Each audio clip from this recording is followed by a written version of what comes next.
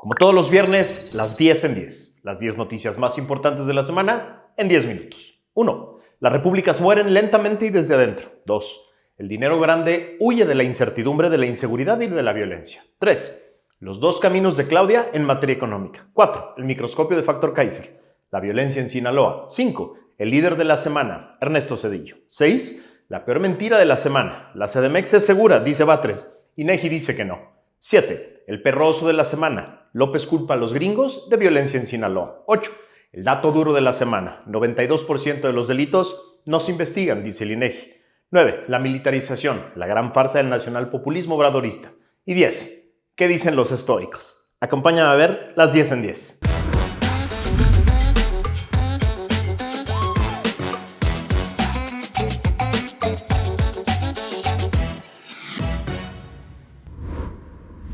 La 1. Las repúblicas mueren lentamente y desde adentro. Uno de los peores dramas de la política moderna es que las democracias y las repúblicas que se han caído en el mundo en las últimas décadas no cayeron por una gran explosión de violencia, una guerra civil o un golpe de Estado, que radicalmente cambian de un día para otro la vida de todos los que habitan en esa nación. En las últimas 4 décadas, el mundo ha enfrentado el cáncer de los populismos autoritarios que matan a las democracias y a las repúblicas desde adentro, utilizando los caminos que éstas ofrecen para llegar al poder, para después irles quitando una pieza a la vez hasta que el edificio completo se destruye. A diferencia del shock que experimenta una población que sufre un golpe de Estado violento, que entiende de inmediato lo que sucede y puede reaccionar incluso de la misma manera, quienes experimentamos la muerte lenta de una república nos vamos habituando, uno a uno, a los cambios que van provocando su caída, hasta que es demasiado tarde. Así, han vivido la mayoría de los mexicanos la caída de la república, habituándose con mansedumbre cada vez que se le quita una pieza sin reaccionar ni resistir. Es hora de reaccionar y de resistir. La 2. El dinero grande huye de la incertidumbre, de la inseguridad y de la violencia. Lo que vemos en el mundo es que el dinero grande, el importante, suele moverse, multiplicarse y quedarse en lugares que generan certidumbre, seguridad y están en paz. Es cierto que el dinero llega y se mueve también en países incluso en estado de guerra o en naciones con instituciones incipientes que no generan la menor seguridad, pero suelen ser recursos que buscan ganancias rápidas. No llegan para quedarse, no llegan para multiplicarse y no llegan para desarrollar o construir algo de mediano o largo plazo. Apenas obtienen lo que buscaban y regresan a sus lugares de origen. El dinero se genera, se multiplica y construye cosas en lugares que tienen 5 cosas. 1. Leyes claras y eficaces que generan certidumbre sobre los derechos y las obligaciones de todos. 2. Instituciones capaces de hacerlas aplicables para todos. 3. Recursos legales sencillos y eficaces que permiten a cualquiera hacer válidos sus derechos y exigir las obligaciones de otros. 4. Seguridad sobre la vida, la integridad física, la libertad, la propiedad física, industrial e intelectual y la seguridad en el futuro de lo invertido. Y 5.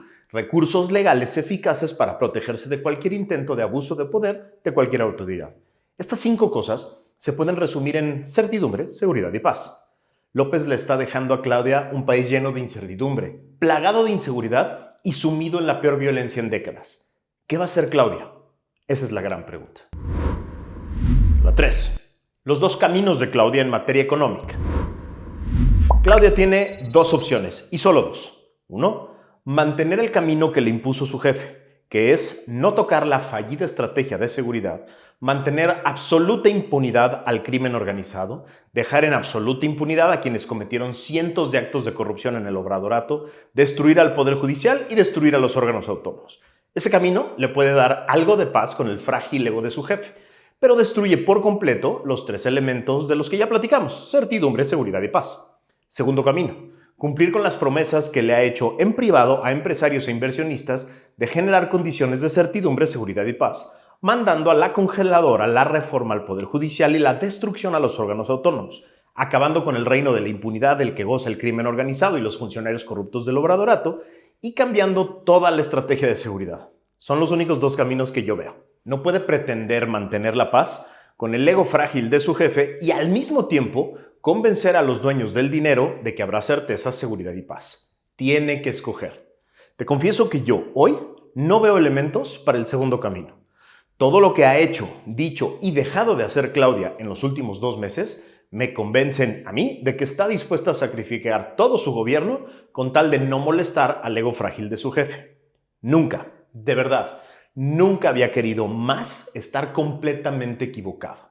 Le pido a Claudia y a su equipo que me cierren el hocico muy pronto y me demuestren que sí quieren gobernar.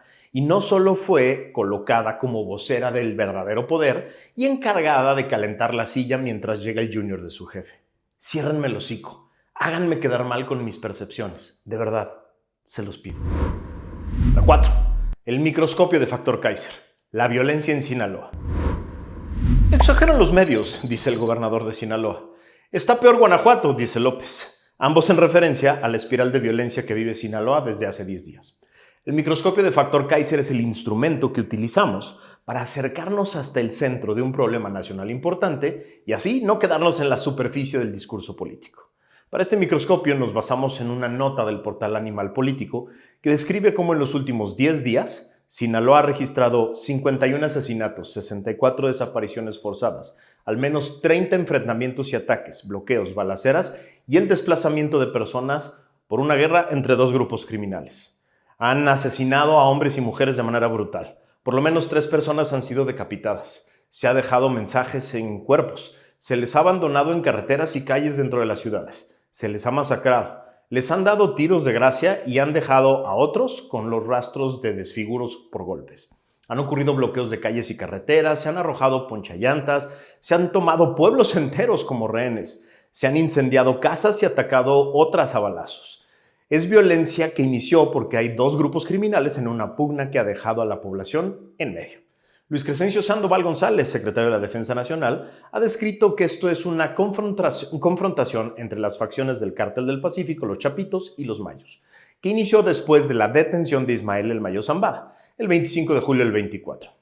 Durante 10 días de violencia, centenas de negocios y comercios fueron cerrados. Administradores de establecimientos y franquicias decidieron disminuir los horarios de apertura y por cada día se estiman pérdidas superiores a 500 millones de pesos. El presidente dice que exageran los medios. El ejército les pide a los grupos en pugna que ya le bajen y el gobernador dice que todo está bajo control.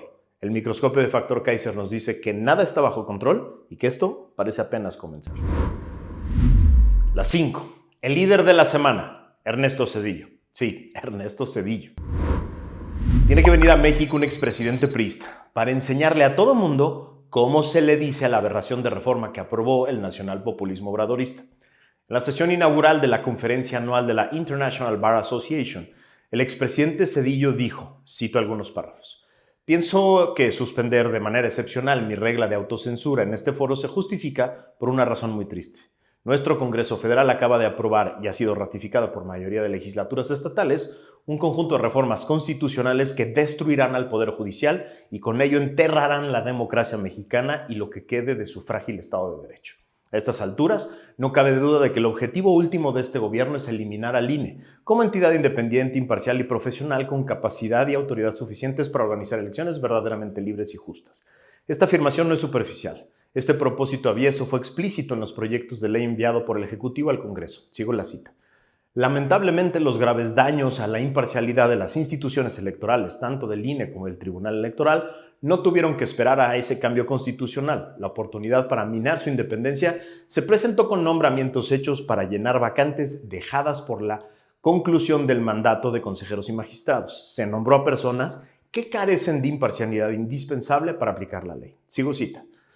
Prueba de esta reprobable condición quedó demostrada con claridad en las recientes sentencias del INE y del Tribunal que otorgaron al partido oficial y a sus socios de coalición el 74% de los escaños de la Cámara de Diputados, a pesar de haber obtenido el 52% de escaños. Esta absurda sobrerepresentación que viola flagrantemente la Constitución mexicana fue falsamente justificada mediante una interpretación retorcida y malintencionada de las reglas para la asignación de escaños a las coaliciones. Sigo la cita.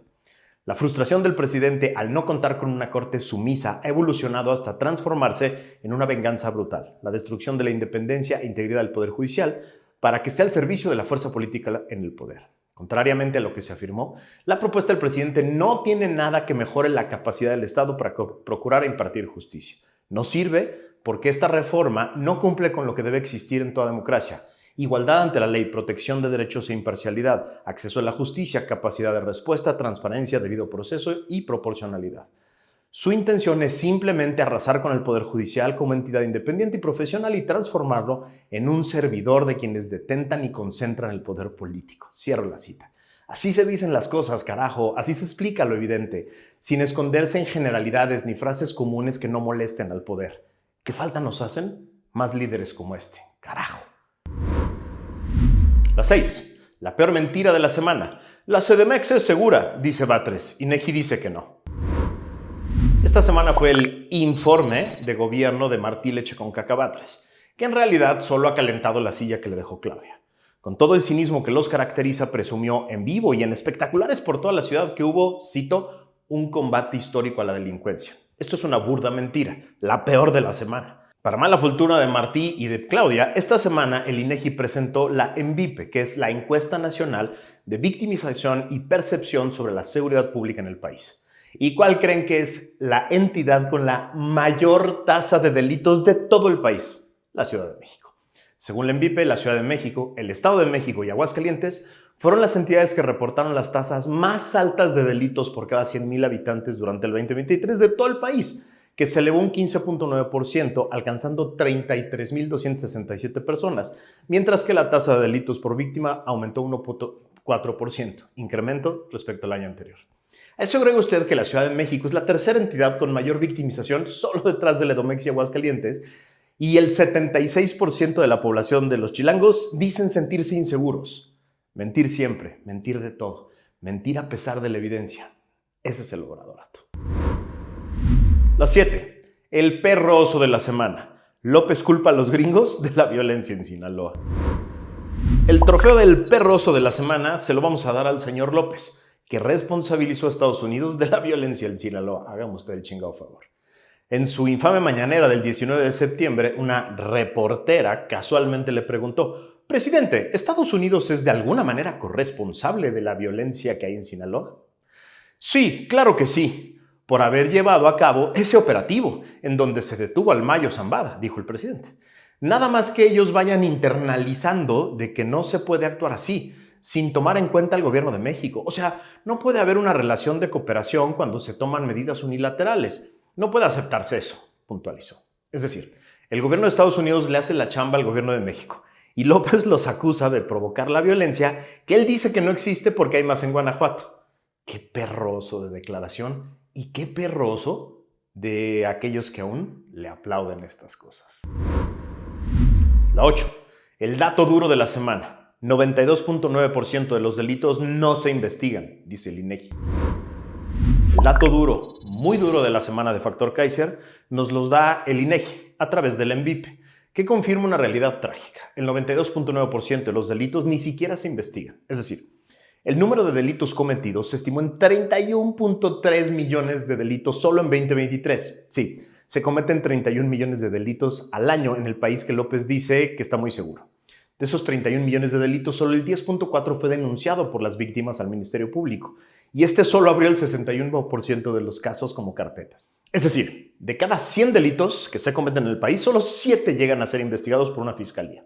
Si además tomamos la tasa de éxito de fiscalías como la de la señora Godoy, de la Ciudad de México, que solo lograba una sentencia condenatoria de cada 100 investigaciones que se administraban ahí, el resultado es que de cada 10,000 delitos que se cometen en la Ciudad de México, solo 700 se investigan y solo 7 obtienen una sentencia condenatoria.